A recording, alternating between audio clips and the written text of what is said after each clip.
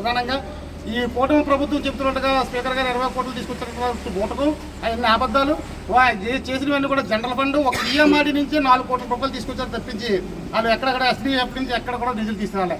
ఒక తీసుకొచ్చింది ఈ మీటింగ్లో పెట్టింది ₹1 కోటి, ఆ రోజు 4,20,00,000 ఈఎంఆర్డీ అది తెప్పించి ఉన్నాయని జనరల్ ఫండ్ ప్లస్ ఏమో 15 ఫైనాన్స్ అన్ని మున్సిపల్ గ్రాంట్స్ అది పెట్టింది. అవి కూడా 27 వార్డులు కాకుండా వాళ్ళు గెలిచిన వాళ్ళు ప్రాతినిధ్యం వహించిన తెలుగుదేశం పార్టీ వాళ్ళు ప్రాతినిధ్యం వహించిన వార్డులకే పెట్టారు. ఈరోజు ₹1 కోటి వర్కులు తీసుకొచ్చారు స్పీకర్ గారు స్పెషల్గా. అది తీసుకొచ్చిన అన్నీ కూడా వాళ్ళ వార్డులే తీసుకొచ్చారు. అది మేము బోర్డులో అడిగితే 28 వార్డులకు కూడా మీరు ప్రతినిధులు కానీ కొన్ని వార్డులకే కాదు కదా మేము అడిగితే వాళ్ళని దౌర్జన్యాన్ని దిగుతున్నారు మున్సిపల్ ఆఫీసులో. అంటే మాకు సమాధానం చెప్పలేక ఎప్పుడు నర్సీపట్నం చరిత్ర లేని విధంగా ఎప్పుడు కూడా నర్సీపట్నంలో కాదు ఏ బోర్డులో కూడా ఇంత దౌర్జన్యాన్ని దిగి చేసే విధానం ఇప్పుడు కొత్తగా తీసుకొచ్చారు. ఎప్పుడు ఒక పక్కే పడుకోదు ప్రభుత్వం, ఎప్పుడు కూడా ఒక పక్కే ఉండదు. మీకు తెలుసు మాకు తెలుసు. మేము 5 సంవత్సరాలు పరిపాలన చేస్తాము, మీరు చాలా సంవత్సరాల నుంచి అధికారులు పరిపాలన చేస్తున్నారు. అయినా మీరు ఎటువంటి అభివృద్ధి కూడా నర్సీపట్నం చేయలేదు. ఒకటే చెప్తాను తెలుగుదేశం కూటమి ప్రజలకి, ప్రభుత్వం ఎప్పుడు ఒకవైపే ఉండదు. మా ప్రభుత్వం మా గవర్నమెంట్ కూడా వస్తుంది.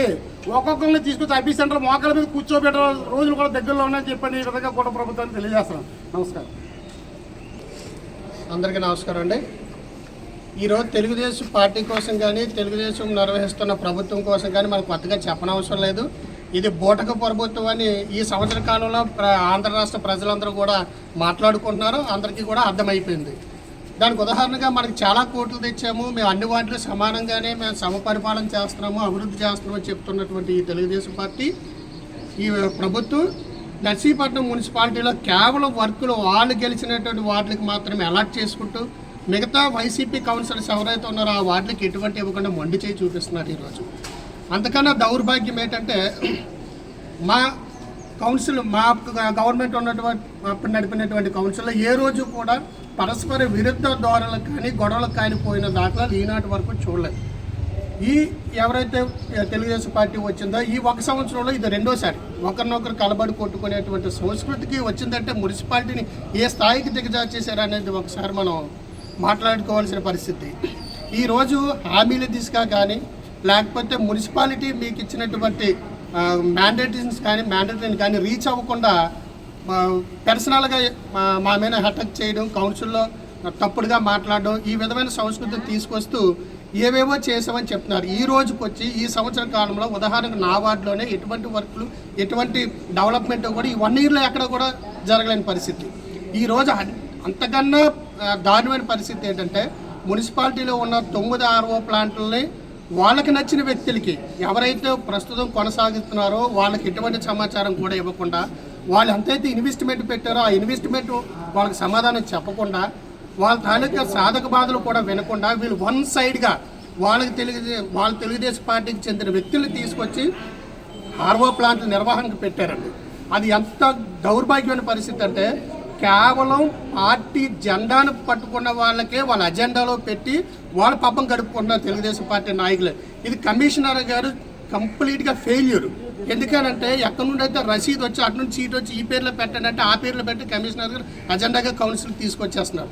దాన్ని ఈరోజు మేము కంప్లీట్గా అపోజ్ చేసాం. ఇది చాలా దుర్మార్గమైనటువంటి చర్య కాబట్టి ఈ 9 మంది ఉన్నటువంటి ఎజెండాను ఈ 10th కాలంలో పక్కన పెట్టి దీని మీద కంప్లీట్గా కమిటీ వేసి నిర్ధారణ అయిన తర్వాత మాత్రమే ఇప్పుడు ఎవరైతే 9 మెంబర్స్ ఉన్నారో వారికి ఎలా చేయమని చెప్పి మేము చెప్పడం జరిగిందండి. ఆ రోజు అంటే కేవలం 9 మందిని మార్చడానికి కారణం ఏంటంటే దాడిబుజ్జి అనే వ్యక్తి మా పార్టీలో ఉన్నాడు కాబట్టి, ఆ వేళ దాడిబుజ్జి అనే వ్యక్తి వాళ్ళ పార్టీలో ఉన్నాడు. ఆ రోజు వాళ్ళకి అభిమానం ప్రారంభంగా ఇచ్చేశారు. ఈరోజు కొత్తగా తీసుకొచ్చింది ఏంటంటే అగ్రిమెంట్లు లేవన్నారు. ఎంత హాస్యాస్పదం అని అంటే ఈ 10 సంవత్సరాల్లో అగ్రిమెంట్లు గుర్తురాలే, కానీ ఇప్పుడు కొత్తగా అగ్రిమెంట్ మీద దృష్టి పెట్టారు. పోనీ పెట్టారు, బాగానే ఉంది. పోనీ ఈ 9 మెంబర్స్ అప్లికేషన్స్ పెట్టారా? లేకపోతే ఏ ప్రాతిపాదికన 9 మందికి మీరు కేటాయించారో చెప్పారా? అదేమీ లేకుండా బ్లైండ్గా అట్రా వాళ్ళ వాళ్ళ తాలూకు మనుషులకు ఉపాధి కల్పించుకోవడం కోసం కేవలం ఈ ఏదైతే RO ప్లాంట్లు ఉన్నాయో ఈ పేర్లు నమోదు చేయడం జరిగింది.